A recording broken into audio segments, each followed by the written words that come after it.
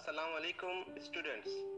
अनासिर की दौरी जमातबंदी के ताल्लुक से हम मालूमात हासिल कर रहे हैं। इसके पहले के वीडियो में हमने दोबे राइस की तसलीस और न्यूलैंड के मसम्मन के बारे में मालूमात हासिल कर चुके हैं।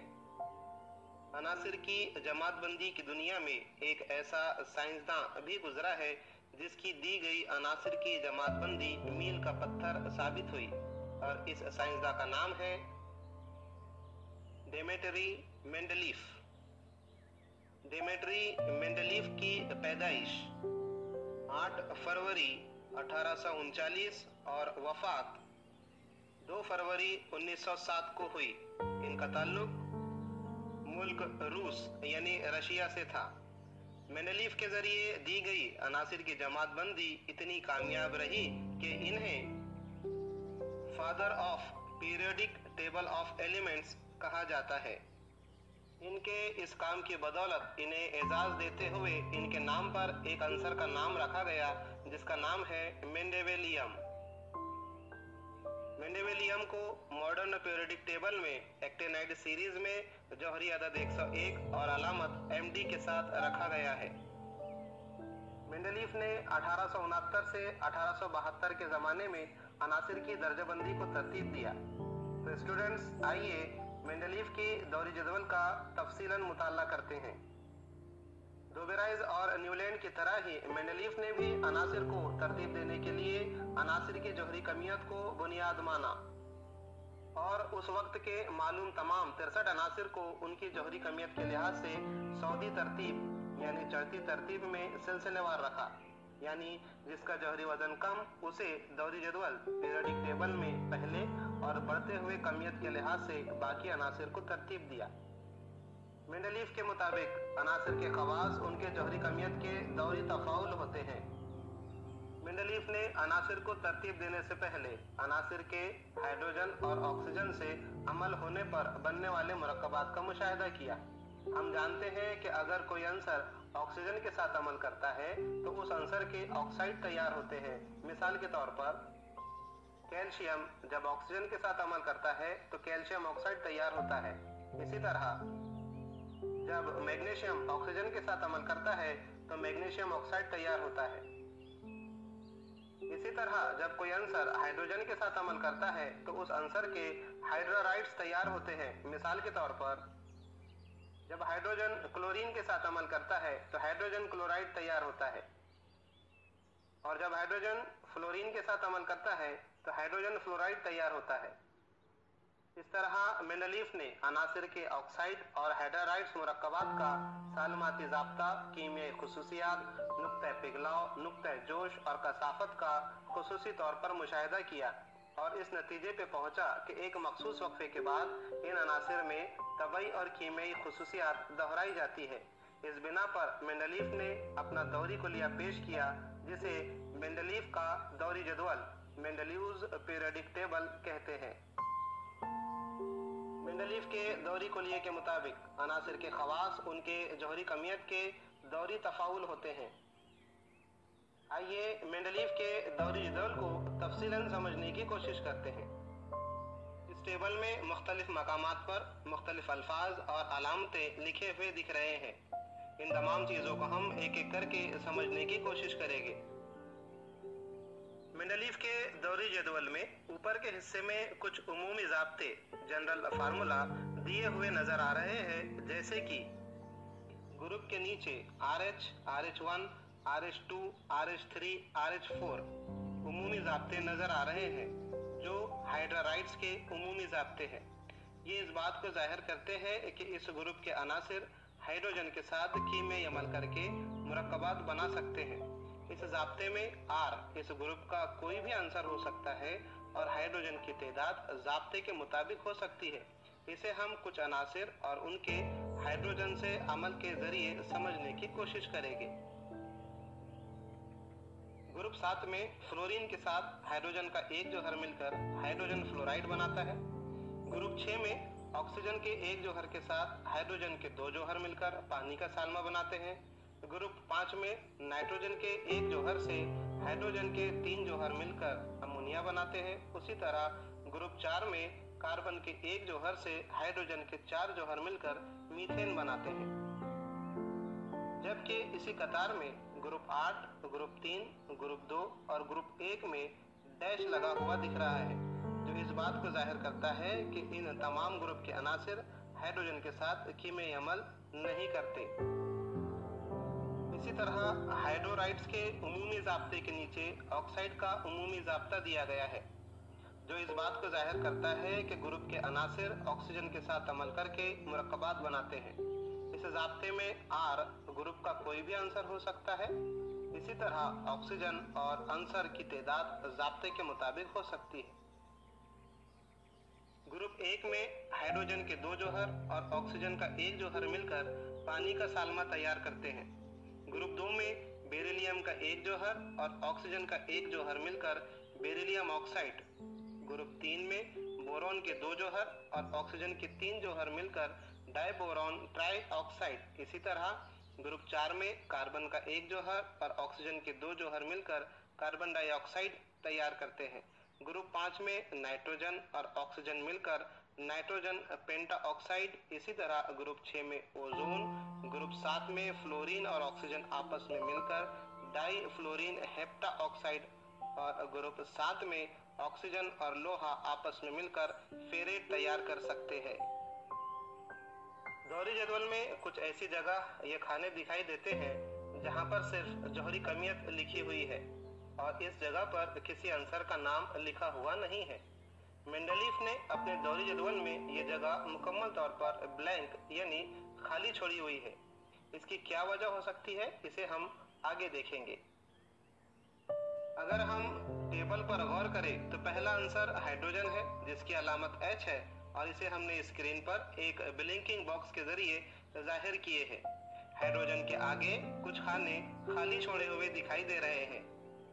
इसके बाद आते हैं Li lithium, Be beryllium, B boron, C carbon, N nitrogen, O oxygen और F फ्लोरीन। अगर हम टेबल पर गौर करें तो हर आंसर की अलामत के सामने कुछ नंबर लिखे हुए हैं। ये नंबर क्या है? ये नंबर दरअसल इन अनासिर की जौहरी कमियत है। मिसाल के तौर पर हाइड्रोजन की जौहरी कमियत 1, लिथियम की जौहरी कमियत 7, बेरिलियम की जौहरी कमियत 9.4, बोरॉन की 11, कार्बन की 12, नाइट्रोजन की 14, ऑक्सीजन की 16 और फ्लोरीन की 19। अच्छा, यहाँ पर आपको कुछ तरतीब समझ आ रही है? बिल्कुल समझ में आ रही होगी। हाइड्रोजन की कमियत सबसे कम, फिर इसके बाद कुछ नहीं, खाली जगह छोड़ी हुई है। फिर नीचे लिथियम, इसकी कमियत हाइड्रोजन से ज्यादा। बेरिलियम, इसकी कमियत लिथियम से ज्यादा। बोरॉन, इसकी कमियत बेरिलियम से ज्यादा। कार्बन, इसकी कमियत बोरॉन से ज्यादा। नाइट्रोजन, इसकी कमियत कार्बन से ज्यादा। ऑक्सीजन, इसकी कमियत नाइट्रोजन से ज्यादा। और फ्लोरीन, इसकी कमियत ऑक्सीजन से ज्यादा। इसका मतलब दोहरी जदवल में हम जैसे जैसे आगे जा रहे हैं वैसे वैसे जौहरी कमियत क्या हो रही है? जौहरी कमियत बढ़ रही है। इसलिए हम ये कहते हैं कि तमाम अनासिर को उनकी जौहरी कमियत की सौदी तरतीब या चढ़ती तरतीब में रखा गया है। अगर हम दोहरी जदवल पर गौर करें तो इसमें कुछ उफ़क़ी कतारें नजर आती हैं, जिन्हें 1 से लेकर 12 तक नंबर दिए गए हैं। ये उफ़क़ी कतारें दौर यानी कि पीरियड कहलाती है। इसी तरह कुछ उमूदी कतारें दी गई है जिन्हें ग्रुप कहते हैं। इन ग्रुप की तादाद 8 है और इन्हें लातीनी अदद से जाहिर किया गया है। दोहरी जदवल में हाइड्रोजन ग्रुप 1 और दौर 1 में पहले नंबर पर रखा हुआ दिख रहा है।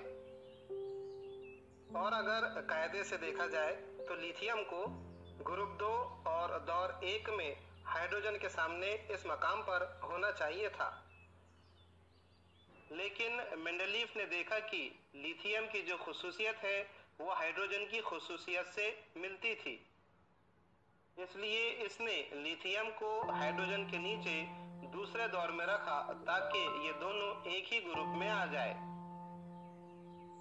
फिर मुख्तलिफ खुसूसियत की बुनियाद पर और जौहरी कमियत के लिहाज से मेंडलीफ ने beryllium, boron, carbon, nitrogen, oxygen और फ्लोरीन को लिथियम के सामने रखा।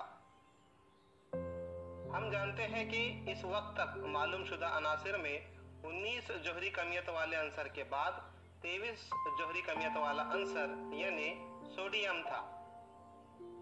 इस बिना पर सोडियम को 8वें ग्रुप और दूसरे दौर में फ्लोरीन के सामने रख सकते थे, लेकिन मेंडलीफ ने ऐसा नहीं किया और इस जगह को खाली छोड़ दिया। ऐसा क्यों? ऐसा इसलिए क्योंकि सोडियम की जो खुसूसियत थी वो लिथियम की खुसूसियत की तरह थी, और हम ये जानते हैं कि मेंडलीफ ग्रुप में एक ही तरह की खुसूसियत रखने वाले अनासिर को रखना चाहता था। इसलिए इसने सोडियम को हाइड्रोजन और लिथियम के नीचे तीसरे दौर में रखा। इस तरह ग्रुप के तीनों अनासिर यकसा खुसूसियत रखने वाले हुए। फिर इसी तरह जोहरी कमियत की सऊदी तरतीब के लिहाज से magnesium, aluminium, silicon, phosphorus, sulphur और क्लोरीन जैसे अनासिर को सोडियम के सामने रखा गया। पोटेशियम जिसकी जोहरी कमियत 39 है और इसे कायदे से क्लोरीन जिसकी जोहरी कमियत 35.5 है के सामने रख सकते थे, लेकिन मेंडलीफ ने ऐसा नहीं किया क्योंकि पोटेशियम की खुसूसियत सोडियम की खुसूसियत की तरह थी। इसलिए इसने पोटेशियम को सोडियम के नीचे चौथे दौर में रखा। इस तरह ग्रुप के चारों अनासिर यकसा खुसूसियत रखने वाले हुए। मेंडलीफ के दौरी जदवल की सबसे बड़ी खूबी ये थी कि इसने मुस्तकबिल में दरियाफ्त होने वाले अनासिर की पेशनगोई किया था। मिसाल के तौर पर मेंडलीफ के दौरी जदवल में जो खाली जगह छोड़ी हुई है, इनमें से कुछ जगहों पर अनासिर की अलामत के बगैर सिर्फ जोहरी कमियत लिखी हुई है, जैसे कि जोहरी कमियत 44, जोहरी कमियत 68, जोहरी कमियत 72, जोहरी कमियत 100। ऐसा क्यों? ऐसा इसलिए कि मेंडलीफ को इस बात का यकीन था कि मुस्तकबिल में कुछ ऐसे अनासिर जरूर दरियाफ्त होंगे जिनकी जोहरी कमियत इन खाली जगहों में दी गई जोहरी कमियत के तकरीबन बराबर होगी। इसी तरह की बहुत सी खाली जगह आपको मेंडलीफ के दौरी जदवल में मिलेगी। इन खाली जगह को टेबल में डैश के जरिए जाहिर किया गया है। ये खाली जगह इसलिए रखी गई थी कि मुस्तकबिल में दरियाफ्त होने वाले अनासिर को उनकी खुसूसियत की बिना पर यहाँ रखा जा सकेगा। अब ये जो टाइटेनियम जिसकी अलामत Ti है, इसकी खुसूसियत सिलिकॉन और कार्बन की खुसूसियत की तरह थी, इसलिए टाइटेनियम को कार्बन और सिलिकॉन के साथ ग्रुप 4 में रखा गया और ग्रुप 3 में और ग्रुप 4 के कैल्शियम और टाइटेनियम के दरमियान खाली जगह छोड़ दी गई, क्योंकि मेंडलीफ को इस वक्त तक के मालूम शुदा अनासिर में ऐसा अंसर मिला ही नहीं था जिसकी जोहरी कमियत 40 और 48 के दरमियान हो और खुसूसियत बोरॉन और एल्यूमिनियम की तरह हो। इसने कहा कि मुस्तकबिल में ऐसे अनासिर मिल सकते हैं जिनकी खुसूसियत ग्रुप के अनासिर की तरह होगी और इन खाली जगह पर इन्हें रखा जा सकेगा।